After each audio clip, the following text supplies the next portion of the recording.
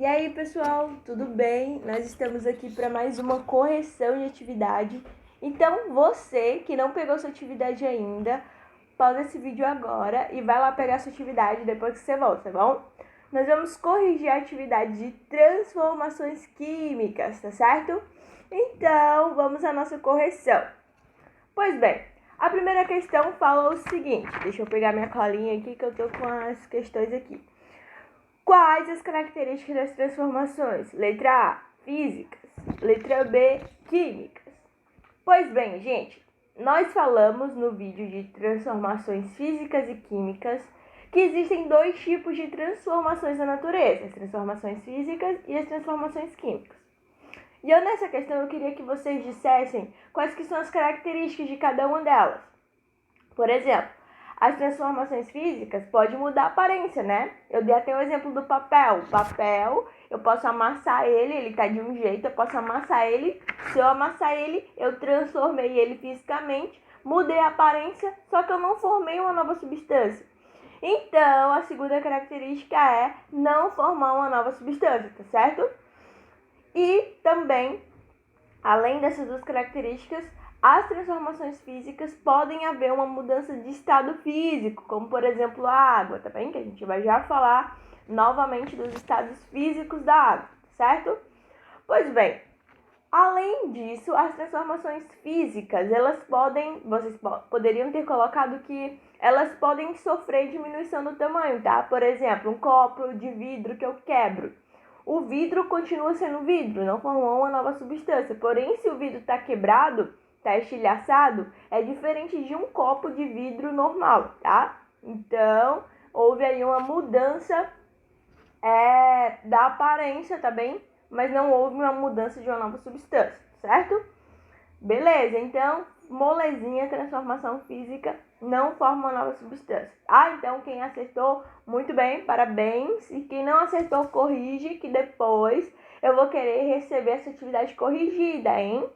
Beleza, então vamos continuar, gente. Letra B, que é as características das transformações químicas. E nas transformações químicas eu vou formar uma nova substância, tá bem? E essa mudança ela é percebida através da mudança na aparência, como cor, cheiro, temperatura, tá bem? É só pensar em um pedaço de madeira que você queima. Você não consegue fazer com que a madeira vire madeira, virou cinza. Então, formou uma nova substância, então é uma transformação do tipo química, tá certo? Então, são essas principais características das transformações químicas. E eu só queria que nessa questão vocês fizessem isso, tá bem?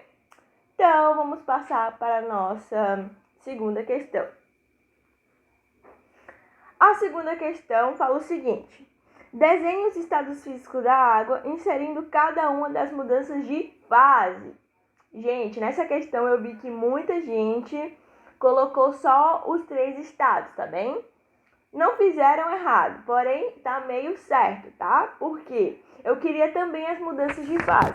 Tá certo que eu tenho 3 estados, tá? O estado sólido, o estado líquido e o estado gasoso, como está sendo representado nessa imagem na tela. Eu tenho o estado sólido sendo representado pelo gelo, o estado líquido, a água que nós tomamos, que está nas torneiras, e o gasoso, o estado de gás, tá? Que é aquele gás que evapora quando a gente faz alguma coisa, ou o gás que está nas nuvens, tá? Para quem não sabe, as nuvens são formadas por gases, tá? De água que evapora, certo? Beleza. Então, quais que são essas mudanças, tá? Do estado sólido para o líquido, eu tenho uma mudança de fase. E o nome dessa mudança se dá fusão, tá? Quando a água passa do estado sólido para o líquido, é a fusão.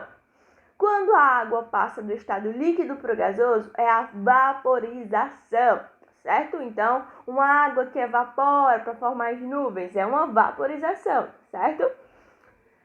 E o inverso também pode acontecer, tá?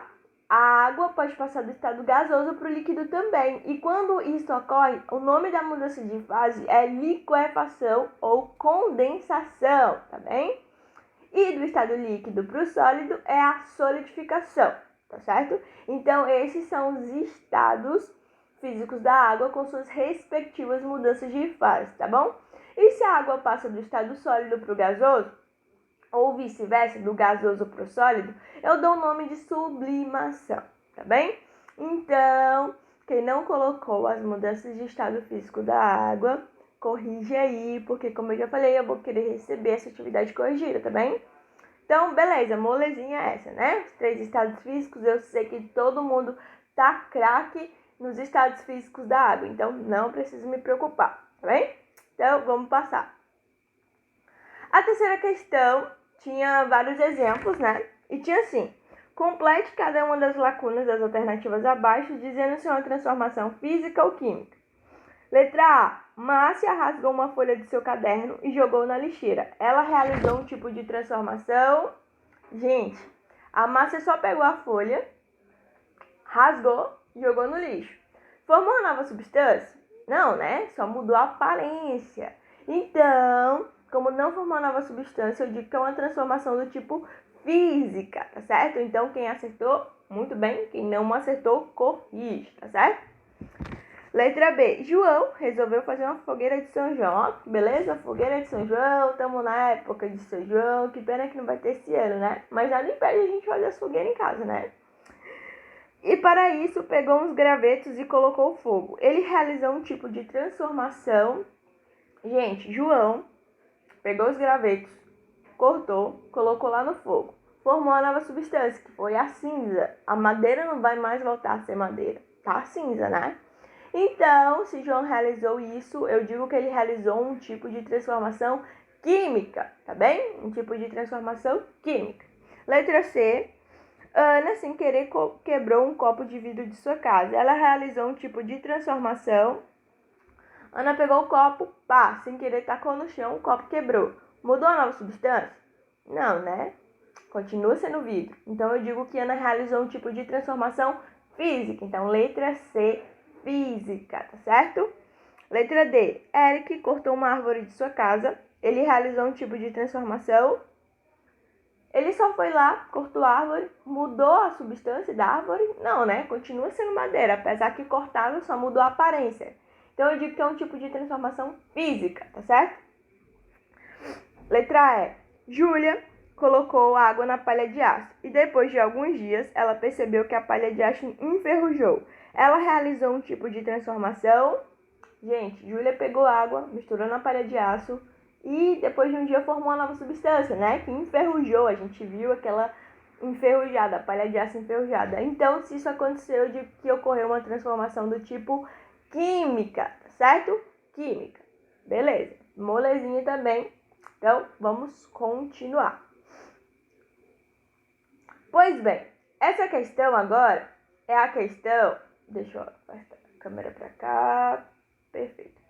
Essa questão, tá? É a questão sobre os níveis de organização da vida, das atividades de segunda-feira. Então, peguem suas atividades e vamos corrigir. Porque o seguinte, eu vi que muita gente fez, então eu fiquei muito orgulhosa dos desenhos de vocês. Foram maravilhosos, eu fiquei muito feliz que vocês se dedicaram a fazer um desenho mais bonito que o outro, tá certo? E teve gente também que quis me enrolar, hein? Eu percebi, eu leio todas as questões. Se vocês acham que eu não leio, eu leio, tá? Então, quem não fez isso, eu quero que corrija, tá bom, gente?